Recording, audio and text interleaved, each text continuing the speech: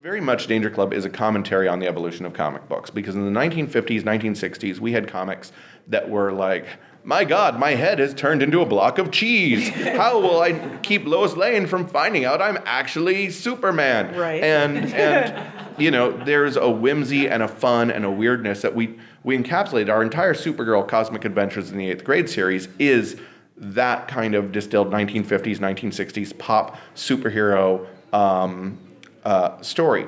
Danger Club is basically what happened in the 80s. And if you look at the first page of Danger Club, outside of that crawl, we have what we call the retro page, which in this instance is you get a look of the heroes drawn in the 1960s style. And they are, wait, it's gone. The book is gone from me. I'm referencing the book. It was taken from me. Okay, it says, what's this? The Titanic teen trio replaced by the son of Zeus? Can this strange visitor from another realm stand against the mysterious moon menace? And from there, we suddenly go into, we basically have this page that is like a splash page or a teaser page in the 1960s comic, and then the rest of the book is suddenly more this Authority or Watchmen-esque characters beating each other up with radioactive knuckles, tearing the skin off each other's faces, launching missiles at each other, and just killing each other. Yeah, just invincible savage kind of. The level of brutality that stands as a complete contrast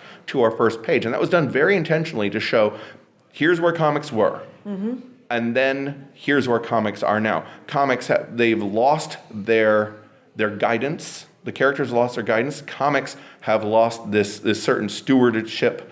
Now, mind you, I love, say, Dark Knight Returns. I love Watchmen.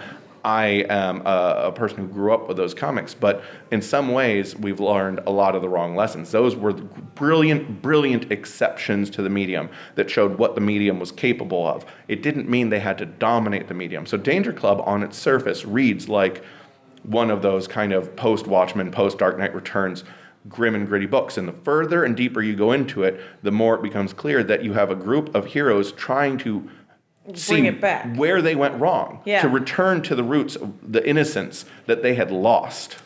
Oh, wow. And there it is, a commentary on the evolution of comics from that point, from the 60s through what we saw into the 80s.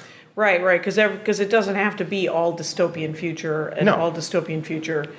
Yeah, my father, a famous line from my father in my head, not to anyone else, he said, you guys are always reading about the dystopian future. You look around, it's dystopian present.